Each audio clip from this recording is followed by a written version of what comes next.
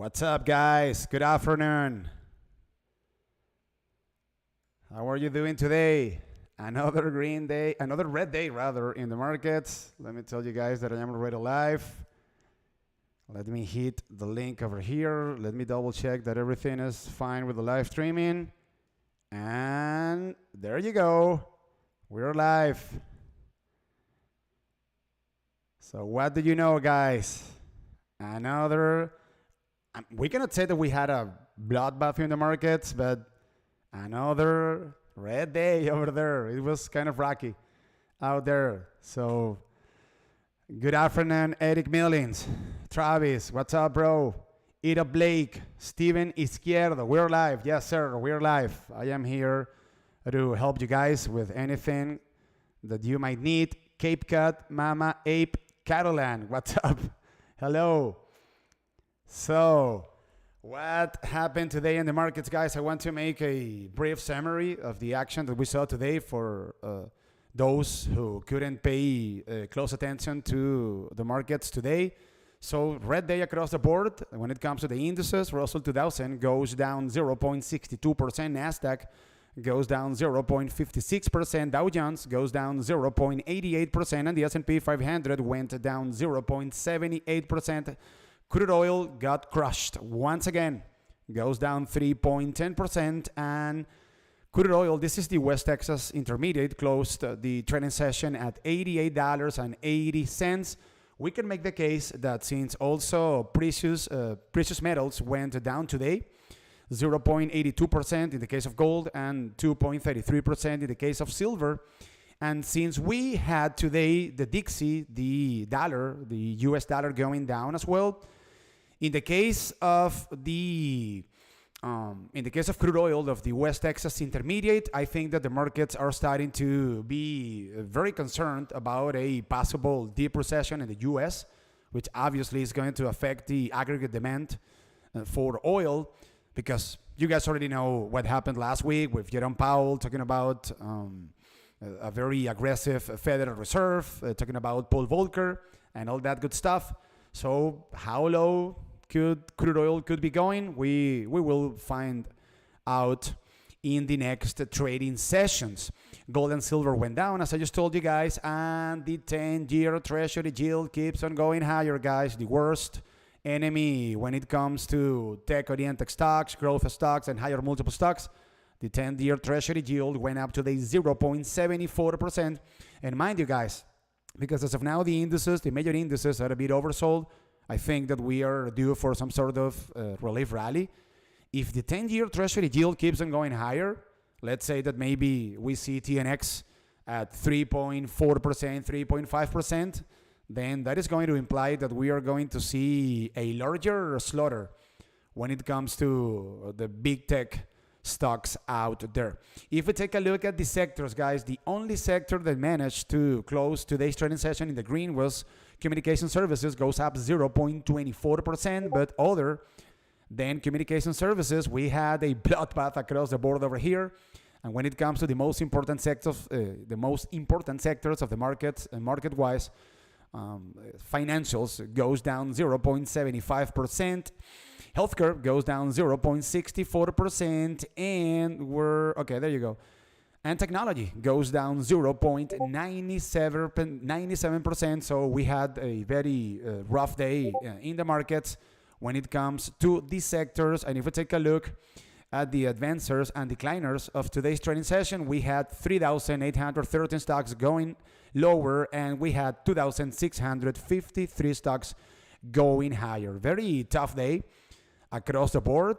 And now the big question is, can we keep on going lower? I don't know if any of you guys is holding puts as of now. Dana Pierce, hello. Rupan, hello. Cristal Rosado, hello. I hope you guys are having a great day. Can we keep on going lower? In my opinion, yes. I think that both the S&P 500 and the NASDAQ 100 have an appointment with lower prices. However, guys, take a look at the RSI of the S&P 500 on the 4-hour chart. It is sitting at 19 points. Check this out, guys. Take a look at this red line that you guys can see over here.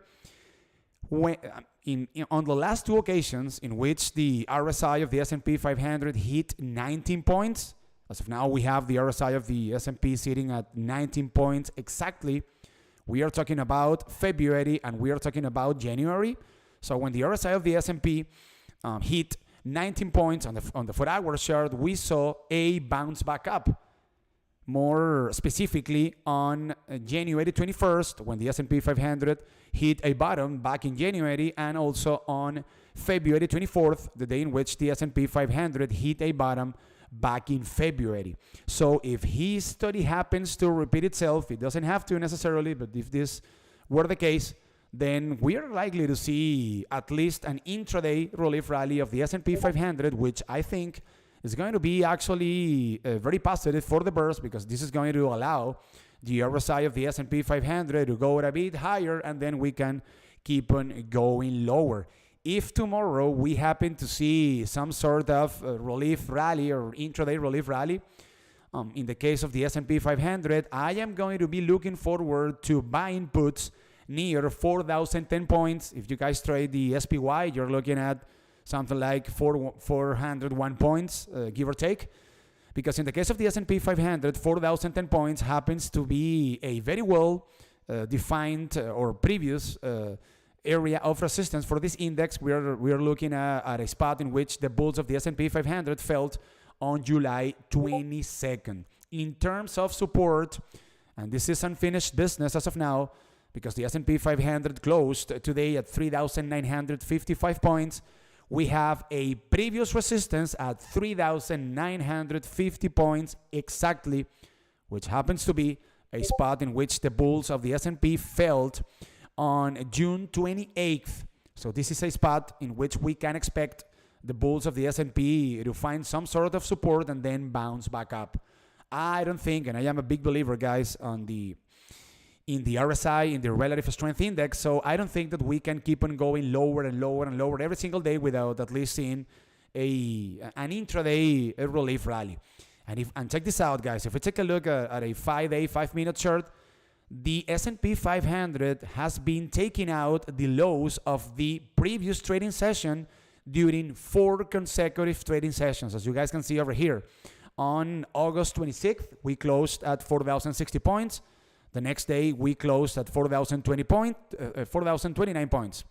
Yesterday, we closed at 3,979 points. And today, we closed at 3,955 points. We have a declining 5-day moving average. We have also a declining 100-day moving average. The S&P 500 closed today's trading session below VWAP. So, yes, we can make the case that we can still keep on going lower, but we are very oversold. So yeah, I am expecting at least an intraday relief rally, and that's the reason why I picked up some Google calls today into the closing bell. I think that some of you guys also picked up Google's call because I posted the trade in my channel. So Galam Callas, hey Alvaro, what's up, bro? Perfect image detailing. Hello. Steven Izquierdo, thoughts on Google and Google for tomorrow? Jumped into calls when you announced it. Curious your plans tomorrow on those plays. Cut losses or let it ride. I don't know what calls you picked, bro. I have a lot of extrinsic value over here. This is a swing for me for the most part, because I think that I picked January calls, I think. I don't remember exactly. I can take a look at the calls. Let me see if I can pull up the trade over here to take a look exactly what I picked. So yeah, let's go ahead and take a look at Google. So in the case of let me see what, I don't remember exactly. I didn't post. I mean, I told you guys that I picked up calls, but then I didn't share the trade with you guys exactly. I have it on my other laptop. Let me double check over here. Let me see. I think that I picked January. I'm going to try to pull up here the chart, but I have it on my other laptop. So what could be happening in the case of Google? Okay, let me see. There you go. So over here I have, let me pull up the trade. Google, where is it at? Okay, yeah, I picked January. January 20th. $105 calls. I grabbed 3 contracts. Okay. In the case of Google, what is going on over here? The stock of this company goes down today 0.69%, and it closed the trading session at $109.15.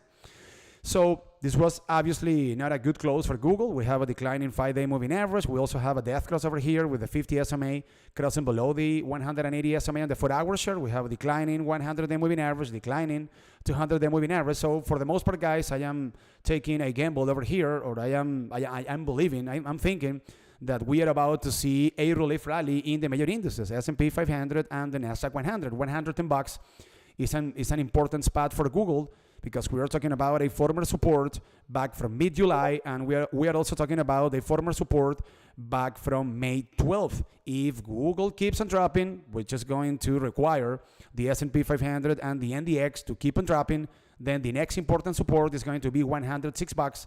This is a previous support back from early July, and this is also a previous support back from mid-May. This is an area in which we are likely to see buyers stepping in the case of Google. What's my plan over here? I think that if we happen to see a relief rally, the bulls of Google have a fair chance of filling the next gap up to the 50 SMA on the 4-hour chart near $114. This would be a trade of something like 4%. And if we have calls, we are talking about a very acceptable profit in the case of Google. So that's for the most part what I am thinking about this trade. I didn't grab the calls thinking necessarily about Google, but I am thinking about a relief rally for the overall markets. Let me go ahead and take a look, guys, at the market structure of Google. Let's see what the market structure of Google is looking like. And obviously, we have been selling out for a bunch of days, so the market structure of Google doesn't look good at all. 1 out of 10 would be the market structure sentiment, and as of now, we have a declining demand that is below the supply. And this is, for the most part, I am going to be checking on a market structure of the stocks. I am going to be checking the market structure of the stocks that you guys are going to be telling me to go over. And for the most part, we're going to find we are very likely to find very poor market structure, because the markets have been falling down for 4 consecutive trading sessions. So as of now, we have in most of the stocks out there, we have a larger supply relative to the demand. So that's for the most part the plan that I have on Google. That is what I was thinking for Google, says Cameron Moses. Yeah, guys, take a look at the chart. So how can I make a case over here with this technical chart for a long trade? I cannot make a case over here. This is an ugly looking chart. I'm just thinking about the market to bounce back up, because we are very oversold, and that is going to allow me to make a nice profit on Alphabet. Yeah, that's for the most part what let's say motivated me to start this trade on Google. Sounds like you went long get out. I went to October and a few for next Friday. That's fine. You still have some time. I think that remember, guys, we are starting out the worst month of the year for the markets. Okay, from a historical standpoint. Let me show you this, by the way. This is interesting, guys. I think that you guys will find this information interesting.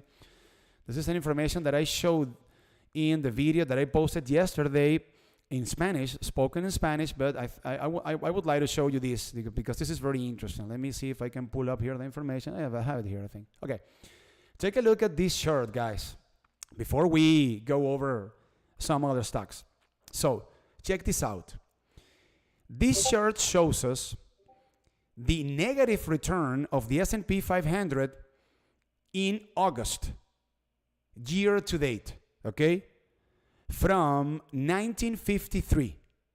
So, get this, guys. The S&P 500 has gotten to, let's say, late August or the first days of September, being negative throughout the year or year to date on 10 occasions, okay? Since 1953. This chart clearly shows that we are dealing with a very tough year for the bulls. So this chart was updated yesterday. So until yesterday, the S&P 500 was down year to date 16.44%. okay? Because yesterday we closed at 3,982 points.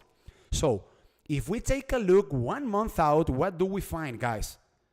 For the most part, negative returns. And why? Well, because after August, we have September. So we're very likely, guys, to see another red day in September. But obviously, nothing goes down in a straight line. That's why we are thinking about a relief rally, and that's why we got Google calls. So check this out, guys.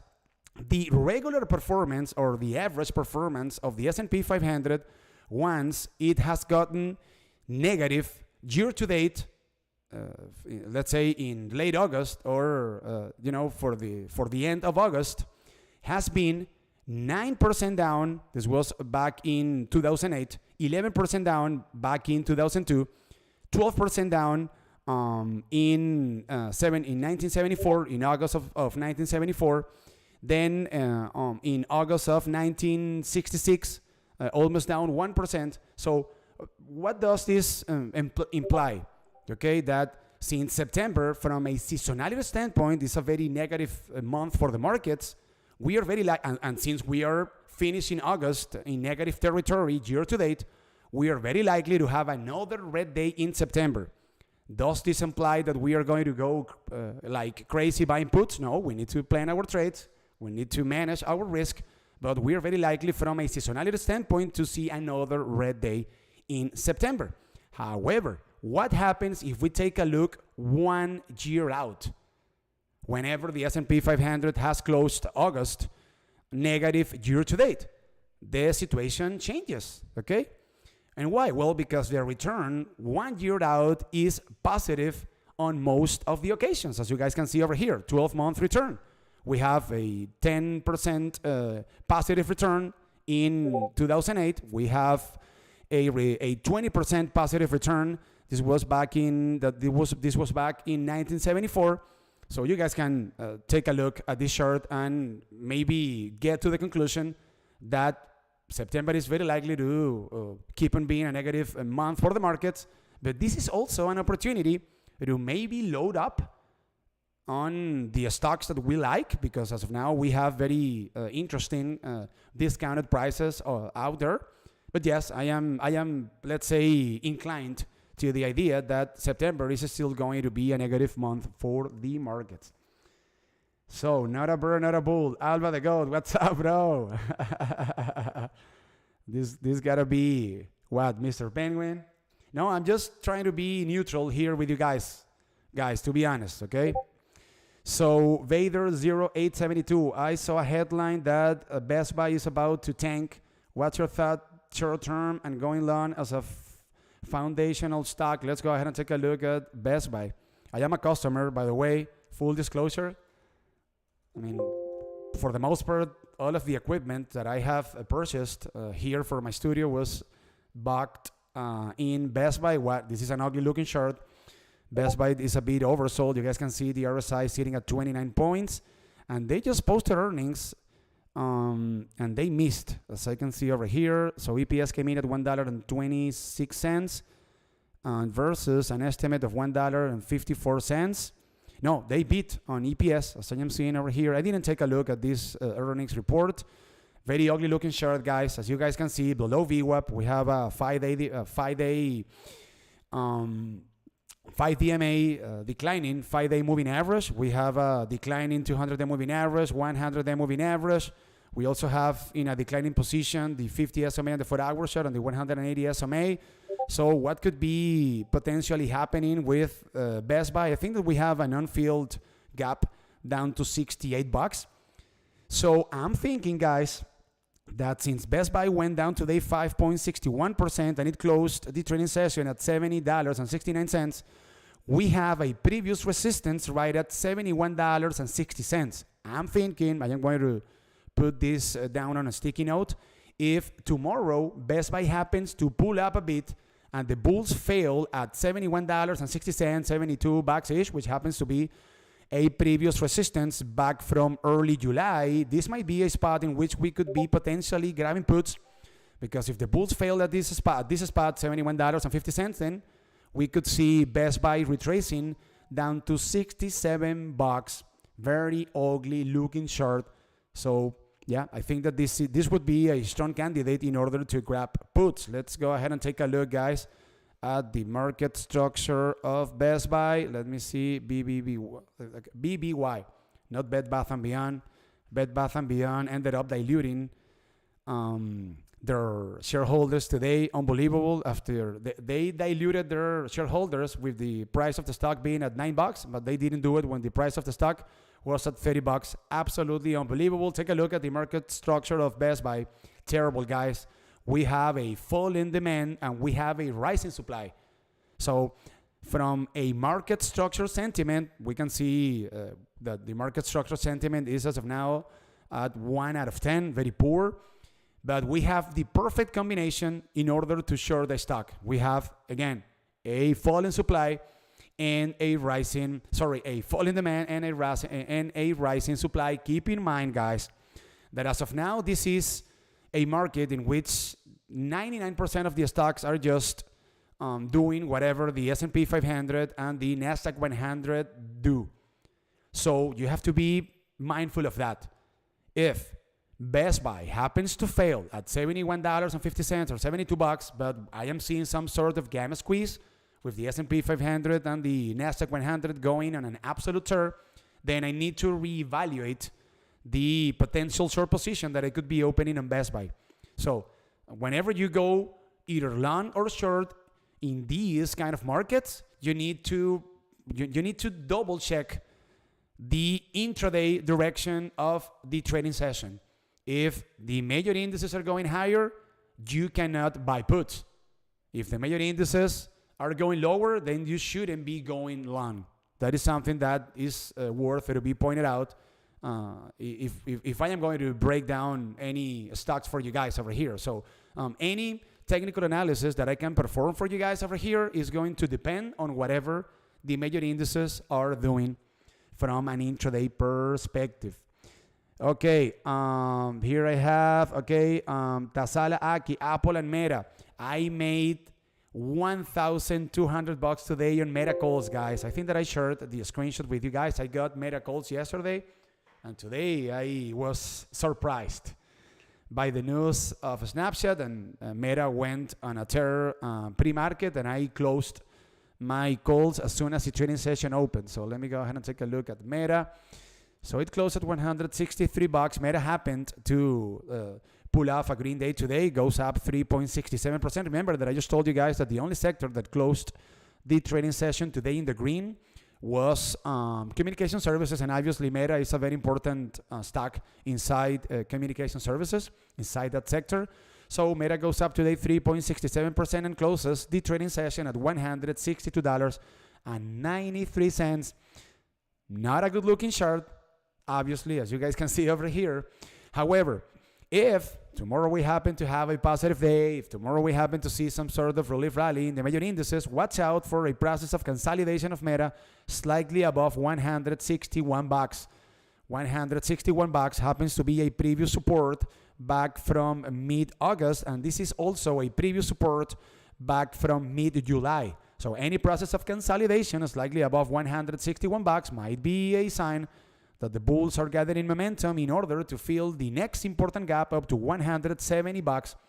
This is a previous resistance back from August 26th, and this is also a previous resistance back from mid-June. If we were able to take this trade from $162, $163-ish, up to $171, you're looking at a 5% profit, guys. This is a very decent profit. And unlike most of the big tech stocks, Meta is not oversold. You guys can see the RSI of Meta sitting at 52 points, very healthy from a technical standpoint. Meta is neither oversold nor overbought. So this is a sign that the markets today were seeing Meta with a positive perspective relative to the other big tech stocks. And I am curious about the market structure of Meta. Let me take a look at Meta, and then we will take a look at Apple. So let's see what is going on over here with Meta. Take a look at the market structure. Can you see what I'm telling you guys? So far, every single market structure sentiment that we have gone over reflects 1 out of 10. So generally, let's say for the most part, when we see these kind of very poor market structure sentiment, this is a sign that we are very oversold and that we are about to see at least an intraday relief rally. I am not calling out a relief rally tomorrow. Maybe we can keep on going lower. Obviously, I'm just telling you guys that from a market structure standpoint, we are very likely to see a relief rally. Maybe it doesn't happen, but I'm just telling you guys what is going on from a demand and supply standpoint. So take a look at this. Very poor market structure sentiment. We have a fall in demand and a supply that is above demand. So not a good looking either short nor market structure for Meta. But if this support happens to be respected, $161, $160, then we could see a rally up to $171. But remember, guys, declining moving averages. We have a declining 5-day moving average. We also have a death cross over here with the 50 SMA crossing below the 180 SMA on the 4-hour chart. So it looks like we could keep on going lower. We'll see what happens tomorrow. I think that if I happen to see a process of consolidation slightly above this previous support, I might be interested in grabbing calls of Meta once again. Let's go ahead and take a look at Apple. What is going on here with the most important stock of the stock market? Goes down today 1.06% and closes the trading session at $157.22. Jesus Christ. Apple is getting killed, guys. So as of now, we have a decline in 5-day moving average, decline in 50 SMA on the 4-hour chart. Are we below the 200? Yeah, of course. Yeah, the burst took out the 200-day moving average. And I think that the very last line of defense for the bulls is going to be the 100-day moving average at $153. Apple is getting a bit oversold over here. You guys can see the RSI sitting at 27 points. So I'm thinking, guys, I could be mistaken, obviously, but I'm thinking that if we happen to see a quick visit, a quick drop of Apple down to 154, 153 bucks, the RSI on the 4-hour chart of the stock of this company is going to be way lower, and that is going to increase the likelihood for the bulls of Apple to find support at a very important moving average, such as the 100-day moving average, and then bounce back up. If we were able to take this trade from 153 bucks up to the 200-day moving average at $161, this would be a 5% trade, and I guess that a lot of you guys are holding Apple puts. If we happen to see a visit down to 153 bucks, this might be a spot in which Apple might be finding some buyers. So this might be a spot in order to close a short position on Apple, at least from where I sit. Amazon has a gap fill to 122. Bad finish today. You got puts, right? Yeah, you got puts. I know you got puts. Mr. Penguin. I know he got puts. Let me go ahead and take a look at Amazon. Yes. There's unfinished business over there. Did you get puts or not? Yes, I guess you did. What do you think about Amazon? Curtis Parker. I know my guys. I know my guys. Yeah, he got skin in the game. Oh, yeah. So let me see. He says that we have an unfilled gap down to 122 bucks. So let me see over here. And I am going to basically agree with that.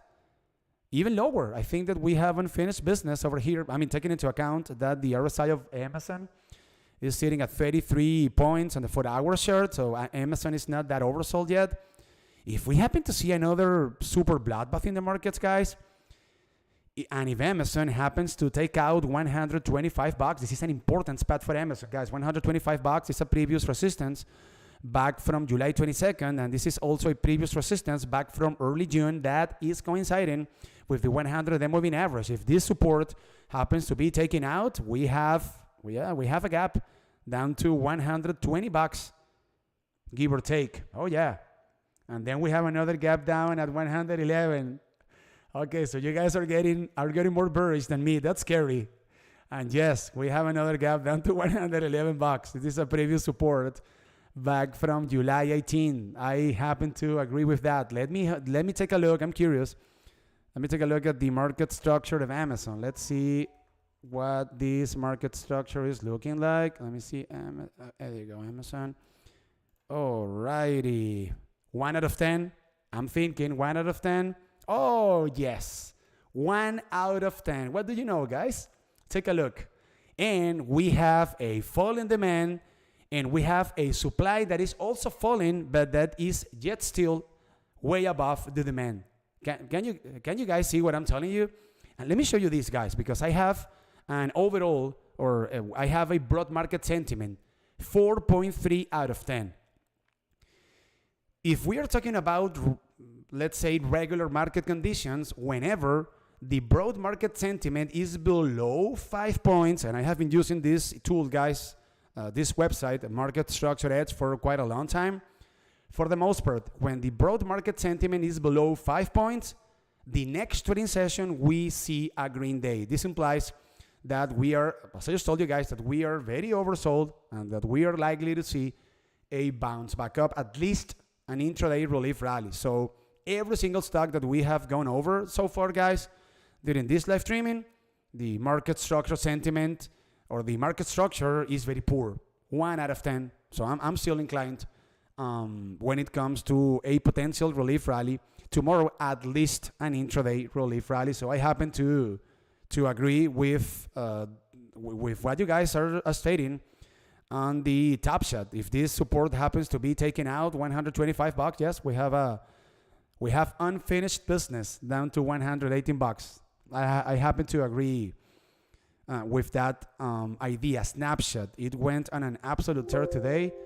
So this news came out, guys, 30 minutes before the market opened. And apparently, Snapshot announced that revenue has gone up, I think, during the current quarter. I think that was the news. And take a look at this push to the upside. Unbelievable. However, the bulls of Snapshot closed below VWAP, and they managed to close above the 5-day moving average. That's positive. Yeah, that's really positive. So let me see what is going on over here on the 4-hour chart. And okay, as of now, the bulls are dealing as resistances with the 180 SMA and the 50 SMA on the 4-hour chart. The RSI is sitting at 54 points. So if tomorrow we happen to see a green day in the markets, I'm thinking that if the bulls can take out $11.20, keep in mind that Snapshot closed today's trading session at $10.88. It went up 8.69%. What a good day for Snapshot, Jesus. So if the bulls take out $11.25, we have an unfilled gap up to $12.61. This is a previous resistance back from mid-August. This would imply a profit of almost 11%. I am going to be keeping a close watch on Snapshot, guys. We got good news. Let me double check on the news. So Snap restructuring, a smart move. The best companies have been making because they are restructuring the company. But that's not the news that had Snapshot go on a tear today, guys. I don't see the news. Benchmark adjust Snap's price target to $12 from $15. It was downgraded. Snap shares are trading lower following reports indicating company plans. I don't see the news, guys, but whatever. They are laying off a bunch of people, 20% of their employees. There you go. So Snapshot sees quarterly revenue growth of 8%. This was the news, guys.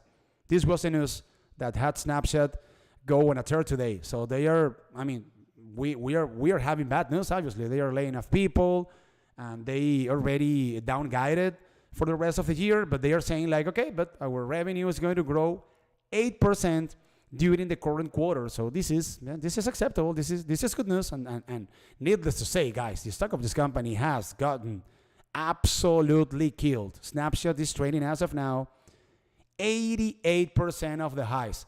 I have told you guys on many occasions that when it comes to a bubble, when a bubble bursts, from a historical standpoint, the asset that went down because a bubble burst usually happens to bottom out 80% of the highs.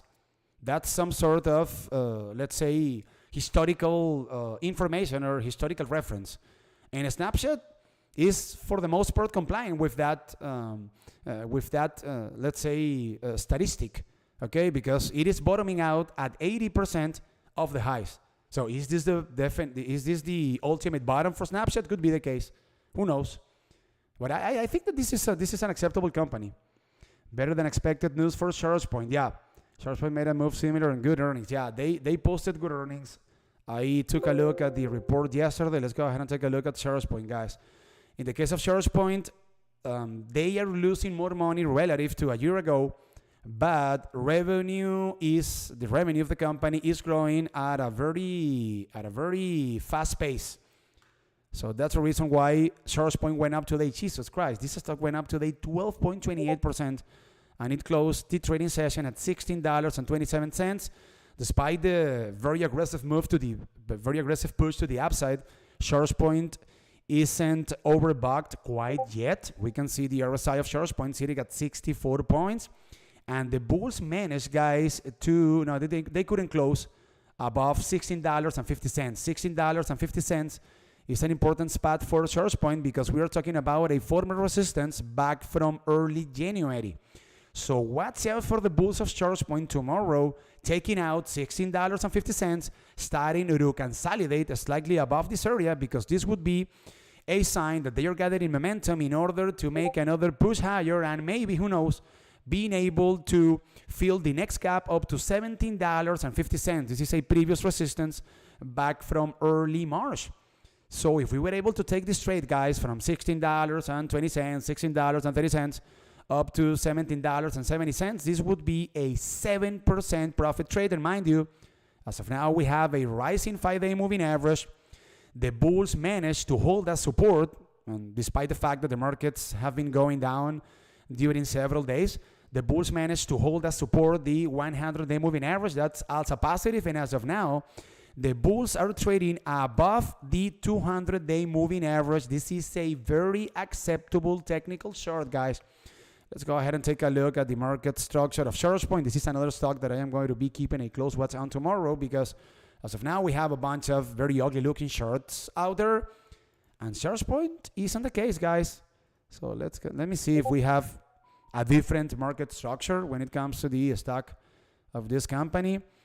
I know, and mind you, guys, when it comes to the market structure edge, these market structure charts are updated the day before. So this market structure sentiment is the one based on yesterday's session close. Okay, so it isn't updated. I guess that with the push to the upside that we saw in the case of SharesPoint, we must have, as of now, a way better looking market structure for SharesPoint. Very acceptable short over here. I am going to definitely be keeping a close watch on the stock of this company. Did we close above VWAP? Yes. On top of that, we closed above VWAP. Very good looking short for SharesPoint. Cameron Moses, they've been buying calls up to September 16 to $20 for a SharesPoint. Koyedin says, I can see Tesla buying SharesPoint at some point. Laughing out loud. Yeah, I mean, yeah, it could be the case. You know that Elon is a character, guys. Elon, the only thing that Elon likes is Tesla, right? Itself. Is market structure edge a paid site? Yes, it is. I am paying $100 a month. It is a very, very useful tool, guys. I am not being, let's say, supported by any stretch of the imagination, right? By market structure edge, but this is a tool that I use on a daily basis, and it's been very helpful for me. Very helpful for me. Absolutely. Yeah. Tesla wants to control the EV market. That's true. That is true. Absolutely. What in the world is going on? ATXE. I think that you guys are gambling on a lot of Chinese IPOs. Aren't you? I was told the other day to go over this stock, JZ, Jiangxi Education Tech. Take a look at this. This is crazy, guys. This stock went down today 10%. The other day, this stock went up like 200%. And let me go ahead and take a look at ATXG. Well, let's go ahead and take a look. Let me see. ATXU. What is this? ATXG. There you go. Aiden Group Corporation. This is another IPO. So, guys, it is very tough to take a look at this. So, this stock was trading today at $20. What the fuck is this, guys? $20, and this stock closed the trading session at $656. This is insane. So, the stock of this company went up today how much? What? 1,345%? This is crazy. Oh, my God.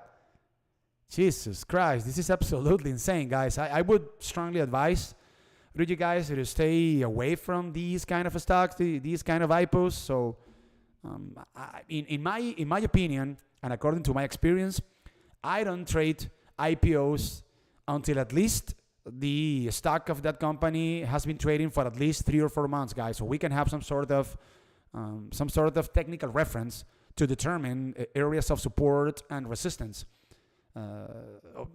If that isn't the case, I don't like trading these kind of stocks that are extremely risky. By the way, guys, keep in mind, this is also an important information that I wanted to tell you. Remember, we have the jobs report on Friday. This is going to move the markets. Be mindful of that. So, tomorrow is going to be the first day of September. Welcome, September. Let's see what happens. But mind you, since the jobs report comes out on Friday at 8:30 a.m., we could see profit taken tomorrow into the closing bell. You have to be mindful of that. So let's say that tomorrow we happen to have a relief rally, or at least an intraday relief rally. Expect some sort of downwards pressure into the closing bell, because we are going to have a bunch of market participants locking in the profit or closing positions in order to avoid going through the jobs report, which comes out at 8:30 a.m. Eastern Standard Time. And in my opinion, I could be mistaken, and since the markets are no longer in a risk-on mode, if this report happens to come out better than expected, keep in mind that the estimate is 285,000 new jobs that have been created during the month of August. Say that we get another crazy number, way better than expected. Let's say that we get 300,000, 350,000, 400,000 new jobs created during August. If that were the case, I'm thinking, guys, that we are going to see a massive sell-off, because Jerome Powell spoke very clearly last Friday. They need to slow the economy. Okay, they need to do it. Otherwise, inflation isn't going to come down. So if that jobs report happens to come out, as I just told you guys, way better than expected, then we are very likely to see a very sizable red day on Friday. On the flip side, if we happen to see a worse than expected jobs report, let's say that this report comes out at 100,000, or maybe reflecting jobs destruction at around 50,000, fewer jobs than expected, 100,000 fewer jobs relative to the month of July. That is going to be the best case scenario for the bulls, because the bulls are going to be saying, okay, the economy is effectively slowing down, so the Fed isn't going to need to be very aggressive when it comes to hiking rates in order to control inflation. So this is something very important that you need to understand in tomorrow's trading session, or during tomorrow's trading session, and most importantly, on Friday. Okay, this jobs report of August is going to move the markets, either up or down, but this is going to be by far the most important macroeconomic report that we are going to get before the CPI data report, which is going to come out on September 13. So you have to prepare, or let's say you need to organize your trades tomorrow, keeping in mind that we might see a volatile power hour tomorrow before the trading session closes, because we are going to get the jobs report on Friday at 8:30 a.m. Eastern Standard Time. This is very, but very important. How does Lulu look to you? Anthony Alexander, are you thinking about getting in the big casino tomorrow with Lululemon? Lululemon reports earnings tomorrow, guys. Let me go ahead and take a look at Lulu. Are you gambling on earnings, Anthony? Grabbing calls, puts? Yeah, they post tomorrow after hours, I think. Yeah, after market close. Okay. Lulu went down today 2.32%, and it closed the trading session at $299.96. This chart doesn't say much. RSI at 34 points on the 4-hour chart. The bulls are holding as support, or are trying to hold as support, the 180 SMA near $300. This 180 SMA happens to coincide with a previous resistance back from late June. So this is not a good looking chart. The stock of this company isn't oversold either. So maybe if we happen to have a positive day tomorrow in the markets, and if the bulls happen to be able to consolidate slightly above the 180 SMA on the 4-hour chart. So if the bulls happen to consolidate slightly above $300, there's an unfilled gap up to $313, which is a previous resistance back from July 21st. This would be a trade that would leave us a 4% profit. If you are planning on gambling, let's see what Lulu has done on its last 4 earnings reports. So on its last earnings report, Lululemon went up. On its second to last earnings report, the stock of this company blasted higher. It went on an absolute tear. Okay, 3 earnings reports, or on the third earnings report before the one that is going to be posted tomorrow, Lulu came down a lot. And 4 earnings reports before the stock of this company went up. So Lululemon has gone up 4 out of 3 during its latest earnings reports. So that's good. That's good for Lululemon. That's a good sign. That implies that this company is doing things right, and that it could be going higher tomorrow. And as of now, the markets have already priced in a lot of bad news when it comes to Lululemon, guys. So Lululemon is 40% of the highs. So we have had an acceptable and multiple compression for the stock of this company. And I would only tell you to keep a close watch on this 180 SMA on the 4-hour chart, slightly above $300. If this stock consolidates above that area, it could be a buy. Why not? Let me see what the market structure of Lululemon is looking like. Let me see. Lulu, do I have it available? There you go. Yeah. Do any of you guys shop at Lululemon? This shop is too expensive for me, guys. I gotta be honest for you. I'm still shopping at Walmart. So Lulu, 2.6 out of 10, and we have, yeah, what else, guys? Fall in demand with a supply that is above the demand. So from a market structure standpoint, we don't have a good-looking structure either over here. So, let me see. Let me see. I lost over here the chat. Let me get in the chat once again. Let me see. Sorry, guys. Oh boy. Sorry about that. All right, I'm back. Yeah, I cannot see the live chat over here, guys. Sorry about that. All right. Okay, there you go. Nvda. So let's wrap it up with Nvda, guys. And mind you, full disclosure, I got a leap of Nvda. I got a call option that expires yesterday, by the way. That expires on June 20th of 2023. That's a leap. A call option that expires 1 year out or farther out than 1 year, right?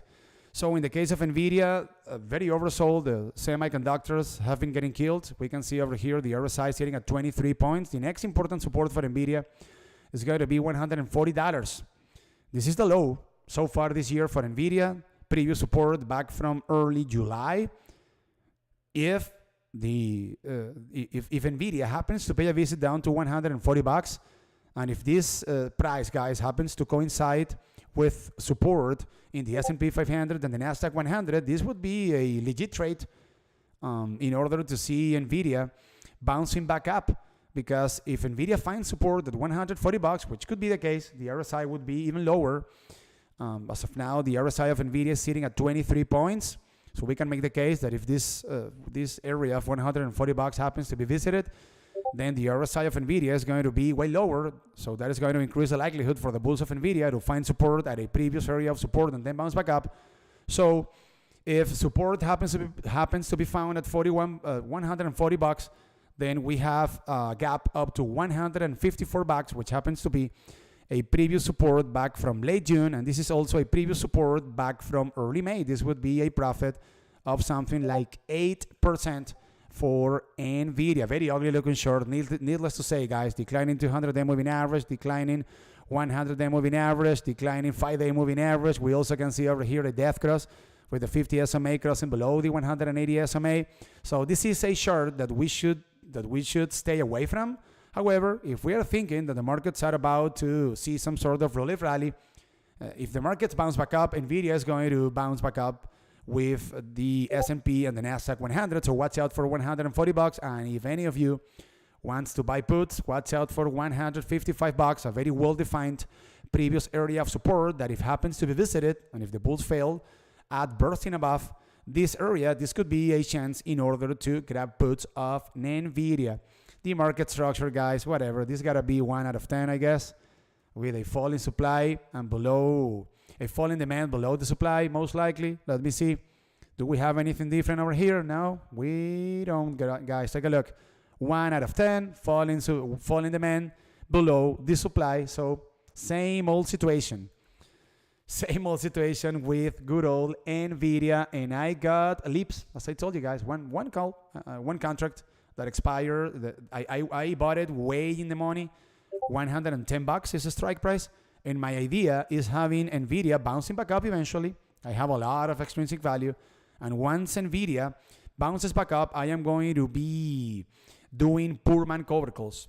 Okay, so I am going to be selling calls, having the call option that I purchased way in the money yesterday as collateral. I'm going to be making some good money for quite some time once the markets happen to recover. So that was actually my idea when I purchased the leap of Nvidia. I am going to be doing poor man cover calls. There you go. Don't forget to slap that like. Exactly. Thank you very much. Nancy Pelosi killing it. Says Cape Cod Mema Ape Catalan. There you go. Can you look at COP? Yeah, let's go ahead and take a look at COP. And we wrap it up, guys. I don't want to make this video too long because then I am going to be releasing this video openly on YouTube. And I don't want the video to be too long because then you don't get any views, obviously. ConocoPhillips goes down today 0.95% and it closed the trading session at $109.45. This is an acceptable looking chart. We have a rising 5-day moving average. The bulls are trading above the 50 SMA.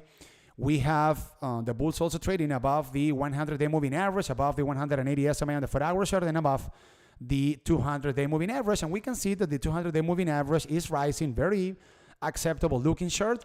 So I'm thinking, guys, that if the bulls can take out the 5-day moving average near $111, we have an unfilled gap. We have unfinished business up to $115.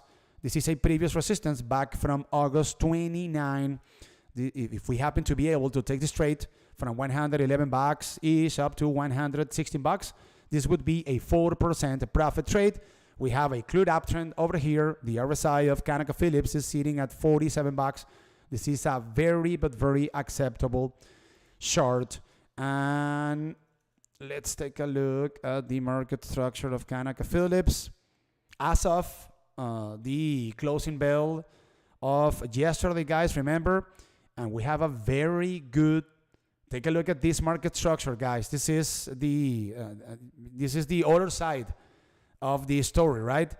So as of now, we have been seeing market structures or a market structure sentiment that reflects a very poor market structure. And for the most part, 1 out of 10. In the case of ConocoPhillips, we have a very different situation, guys. 10 out of 10, and we have a fall in demand with we have a rise in demand with a fall in supply. So this stock seems to be warming up in order to fill this next gap up to $115 per share. So thank you very much, guys. Remember, I am going to be going live for you guys on Mondays and Thursdays. Let's say that I went live for you guys today, being a Wednesday, because tomorrow I am going to see the Red Hot Chili Peppers live here in Charlotte, in North Carolina. So I am not going to be able to film any videos and stuff like that. And that's the reason why I told Isaiah to go live today instead of tomorrow. But during any regular week, I am going to be available for you guys in order to go over stocks, talk about the markets, maybe do financial analysis of stocks as well, because I am a long-term investor as well, guys, on Mondays and Thursdays at around 4:50 p.m. or 5 p.m. Eastern Standard Time. Oh, yeah. I am going to see the Red Hot Chili Peppers tomorrow. Absolutely, absolutely. Thank you guys. You guys have an excellent rest of your day. Keep it up. Manage your risk, and I will see you guys tomorrow in our server. Okay, so take care, guys. Thank you very much for joining me today. Bye.